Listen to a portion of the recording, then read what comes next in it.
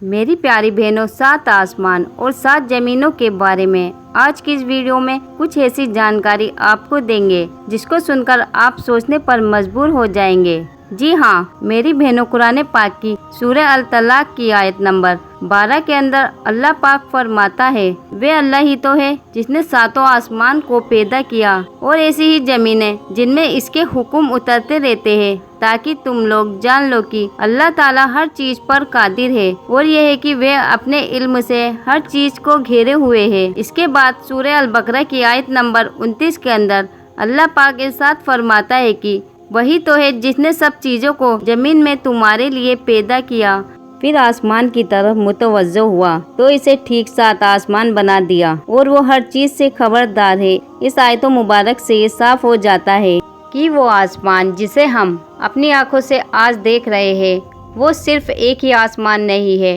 بلکہ اسی طرح کے اور اسی سے ملتے جلتے 7 آسمان یا کائنات موجود ہے جو ہماری نظروں اور سوچ سے بھی بہت دور ہے۔ بالکل اسی طرح سے 7 زمینوں کے بارے میں بھی بتایا گیا ہے، جو ایک عقل مند انسان کے دماغ میں یہ سوال ضرور پیدا کر سکتا ہے کہ ایک کے اوپر ایک 7 آسمانوں اور 7 زمینوں کا مطلب کیا ہے؟ کیا واقعی ہماری اس دنیا کے جیسی اور بھی کئی دنیا آباد ہیں جہاں پر انسانوں جیسی یا کوئی بھی اور مخلوق رہتی ہے، اور یہاں پر اللہ تعالیٰ کے احکامات بھی نازل ہوتے ہیں جو کہ ہماری اس دنیا سے بالکل الگ ہے، یا پھر اس سے مراد زمین کے چاروں طرف موجود قدرتی لیئر سے ہے، جیسے کہ ٹروپوسفیئر، اسٹریٹوسفیئر، میسوسفیئر، تھرماسفیئر، یا زمین کا قدرتی میگنیٹک فیلڈ، یا پھر اوزون لیئر وغیرہ ہے، جو کہ ہماری زمین کو ہر وقت آسمان سے آنے والے خطروں سے بچاتی ہے اور زمین پر انسانوں کو زندہ رکھنے کے لیے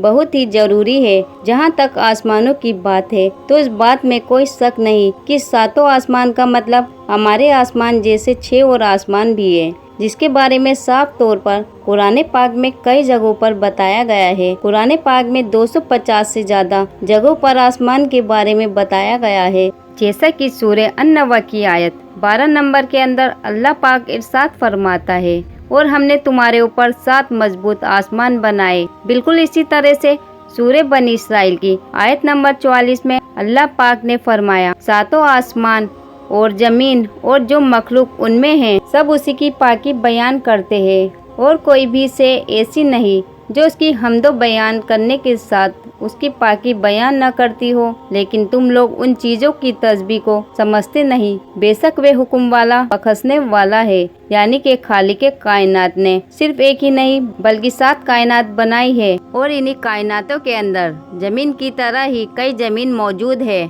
جہاں پر کئی نامعلوم مخلوق آباد ہو سکتی ہے، جیسے کہ حضرت آدم علیہ السلام کے زمین پر آنے سے پہلے زمین پر جنات آباد تھے۔ اس کے علاوہ نبی پاک صلی اللہ تعالیٰ علیہ وسلم کا سفر معراج اس بات کا پکا ثبوت ہے کہ جب اپنی جنتی سواری براق پر سفر کرتے ہوئے حضرت جبرائیل علیہ السلام کے ساتھ تمام آسمانی راستوں پر آپ صلی اللہ تعالیٰ علیہ وسلم نے پار کیا، جس کے اندر 7 آسمان بھی شامل ہے۔ اپنے پہلے آسمان پر جس کا نام رکیا ہے، اور یہ دودھ سے بھی زیادہ سفید ہے، یہاں پر حضرت آدم علیہ السلام سے ملاقات کی۔ پھر دوسرے آسمان پر جس کا نام فیدون یا معاون ہے، اور یہ ایسے لوہے کا بنا ہے جس سے روشنی کی کرنیں پھوٹتی ہے، یہاں پر حضرت عیسیٰ اور یحییٰ علیہ السلام سے۔ جبکہ تیسرے آسمان پر جس کا نام ملک یا ہارون ہے،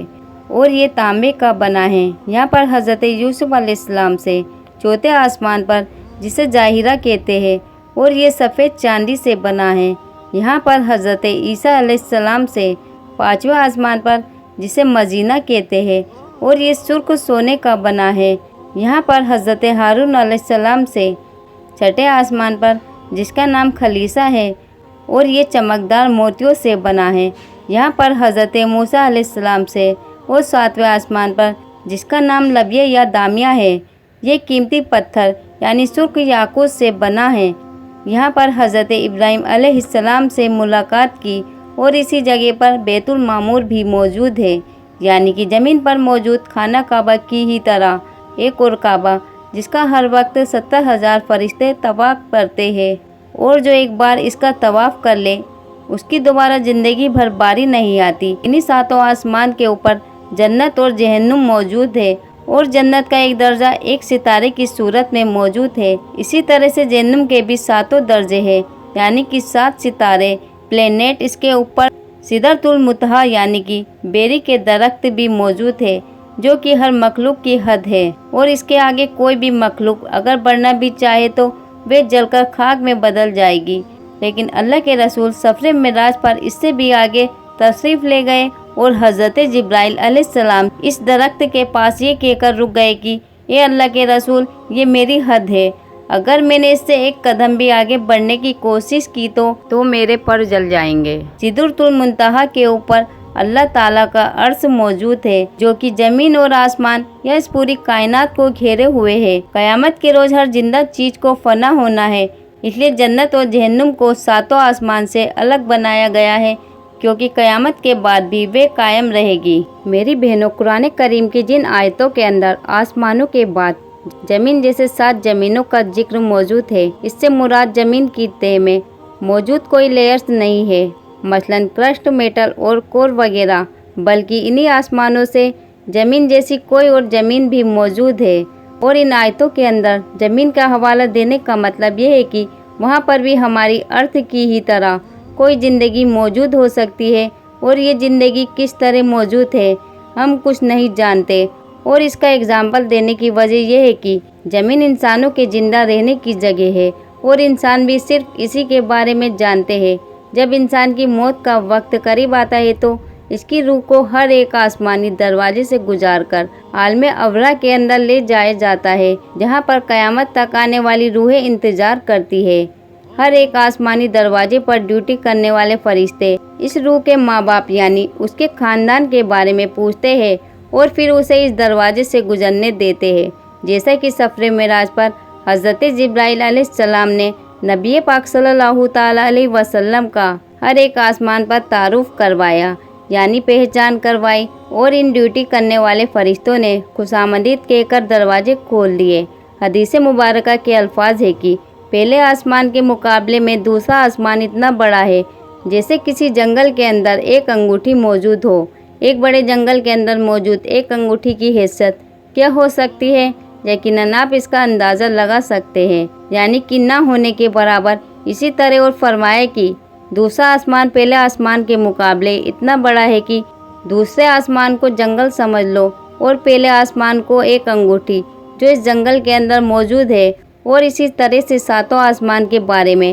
آپ نے یہی بتایا کہ ان 7 آسمان کے اندر ہر ایک آسمان دوسرے آسمان سے سائز میں اتنا بڑا ہے کہ ہم سوچ بھی نہیں سکتے، جس کے اوپر اللہ کا عرش موجود ہے، اور اللہ کا عرش اتنا بڑا ہے کہ 7 آسمان اس کے سامنے جنگل میں پڑی ہوئی ایک انگوٹھی کے سائز کے برابر ہے۔ اسی بات کو آج سائنس ملٹی ورس تھیوری کہہ کر کچھ اس طرح سے اس کی وضاحت کرتی ہے کہ ہماری اس دنیا جیسی کئی اور دنیا بھی موجود ہے جو ایک دوسرے سے الگ الگ ہے۔ اس پوری دنیا کے سبھی سائنٹسٹ یقین رکھتے ہیں، جیسے مشہور کاسمولوجسٹ ڈاکٹر ایلن گوتھ نے نیومیریکل کیلکولیشن سے ثابت کیا اور بتایا کہ جس کائنات کو ہم اب تک سب کچھ سمجھ رہے تھے، وہ دراصل ہماری اس پوری کائنات کا ایک چھوٹا سا ٹکڑا بھی نہیں، جسے ہم آبزرویبل یونیورس کہتے ہیں، بلکہ اصل کائنات یعنی کہ نان آبزرویبل یونیورس اس کے مقابلے میں 3 ×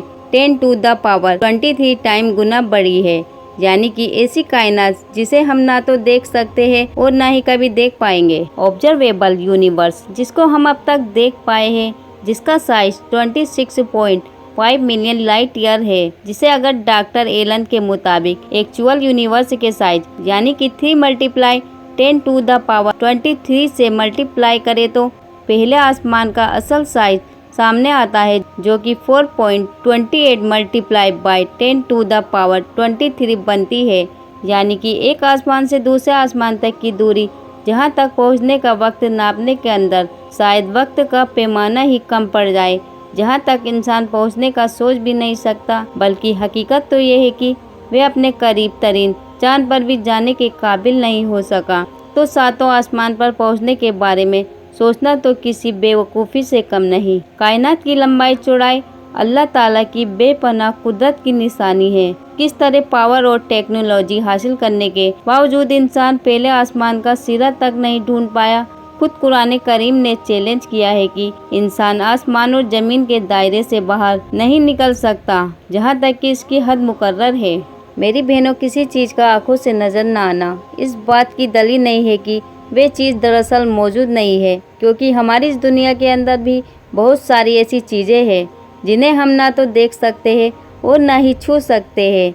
लेकिन वे हकीकत के अंदर मौजूद है और हम इन चीज़ों को सिर्फ इसलिए मानते हैं कि ये हमारी यकीन करने की चीज़ें हैं और इसे हम इनकार नहीं कर सकते। मसलन gravity, dark matter, dark energy, electromagnetic waves और इस तरह की कई चीज़ें हमारी दुनिया और कायनात के अंदर मौजूद है, लेकिन हमें नज़र नहीं आती। सातों आसमान का ख्याल भी कुछ अलग नहीं है, क्योंकि वे हमारी नज़रों से किसी मसलन की वजह से छुपे हैं। इस खूबसूरत दुनिया की तकलीफ के बारे में दुनिया की तकरीबन हर शख्स बिग बैंग थ्योरी पर यकीन रखता है, जिसके मुताबिक हमारी कायनात एक नथिंग पॉइंट से एक सिंगुलैरिटी के अंदर बंद थी, जिसका तापमान अनलिमिटेड था और ग्रेविटी हद से ज़्यादा। सो ये एक बड़े धमाके से फटकर बिखर गई, जिससे मौजूदा कायनात, स्टार्स, गैलेक्सी और नेबुला वगैरह सब कुछ बना। और यह भी कि ये हर वक्त लाइट्स की स्पीड से लगातार अब तक फैल रही है। जैसा कि धमाके के बाद होता है कि